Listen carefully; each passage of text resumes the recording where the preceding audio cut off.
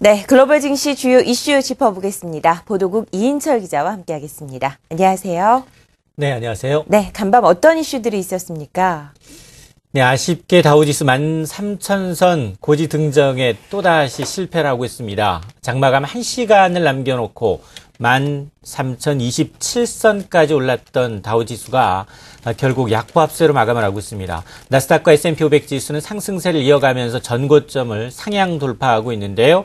오늘 이 주택 지표가 괜찮았습니다. 잠정주택 판매가 2년여 만에 최고치를 기록했다라는 소식이 호재였습니다. 물론 이 유럽에서 들려온 악재성 뉴스도 만만치 않았습니다. G20 이 재무장관 회의에서 별다른 유로존의 위기에 대한 별다른 해법을 내놓지 못한 데다 특히나 이 IMF를 통한 이 구제금융 자금 확충이 3월로 연기됐다라는 소식이 다소 부담스러웠고, 여기에다 스탠다드 앤 푸어스 S&P가 유럽재정 안정기금의 등급 전망을 강등하겠다라고 경고한 것도 이 증시에 발목을 잡는 요인으로 작용을 하고 있습니다. 하지만 이 7일 연속 올랐던 국제 유가가 약세로 돌아섰고요. 또 국제 금 가격도 차익 실현 매물로 인해서 하락하면서 일단 원자재발 이 경기에 영향을 미칠 것이다라는 우려는 다소 희석이 되는 양상입니다. 자, 오늘의 주요 이슈 호재와 악재로 나눠서 자세히 살펴보도록 하겠습니다. 먼저 호재성 재료입니다. 그리스의 2차 구제금융 지원안이 독일 의회를 전격 통과했습니다.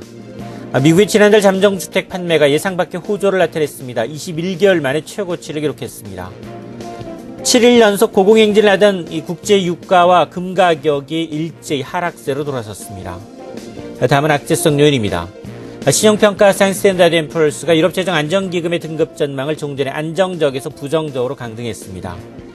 S&P는 그리스에 대해서 민간 채권단과의 채무조정인 국채교환이 끝난 이후에도 국가 디폴트 위험은 여전히 높을 것이라고 경고했습니다. 호세 마누엘 바우즈 유럽연합 집행위원장은 유로존 구제금융기금 확충 여부가 다음 달 1일과 2일에 열릴 EU 정상회담에서 결정되지 않을 것이라고 밝혔습니다. 네, 유럽재정안정기금의 키를 쥐고 있는 독일 의회가 그리스 2차 구제금융안을 승인했다는 소식이 들리고 있습니다. 자세히 전해주시죠. 그렇습니다. 2차 그리스에 대한 2차 구제금융 1,300억 유로 지원 결정은 났습니다. 그러나 유로존 17개 국가 가운데 4개 국가에서는 개별국의 의회 비준을 마무리해야지만 이 문제가 일단락이 됩니다. 일단 이 3개 국가는 이 8분 응선을 좀 넘어섰습니다. 오늘 있었던 이 독일 의회를 비롯해서 이 나머지 국가들 계속해서 이 내부적인 의회 비준이 필요한데요. 에스토니아, 독일, 핀란드, 네덜란드 이 4개 국가입니다. 오늘 독일 의회는 2차 구제금융 그리스에 대해서 지원안을 표결에 붙여서 찬성 496표 대 반대 90표입니다. 압도적인 지지로 가결됐습니다. 당초 미국 여론이 그리스에 대한 여론이 워낙 안 좋았기 때문에 일부에서는 좀 이탈표가 있지 않겠느냐라는 예상이 있어 왔습니다. 하지만 앙겔라 메르켈 독일 총리가 표결 직전 의회에서 그리스 구제안이 100% 성공할 것이라는 보장은 없지만 구제안이 부결된다면 엄청난 결과를 초래할 것이다 라면서 의회를 압박했습니다.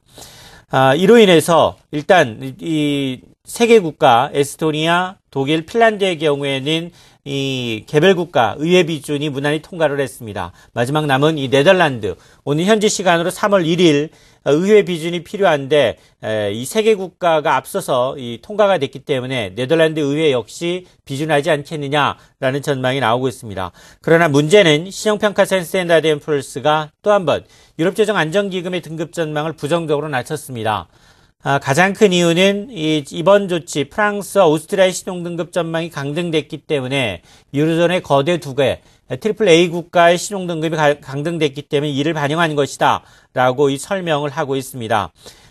당시에 이 등급 전망을 유동적으로 놔뒀었는데 유로존이 이 유럽재정 안정기금의 신용도를 높이기 위해서 어떤 추가적인 조치를 취하지 않았기 때문에 추가적으로 등급을 더 낮출 수도 있다라고 경고를 하고 있습니다. 네, 미국 내부 지표는 좋았습니다. 지난달 잠정주택 판매가 호조세를 이어갔다고요?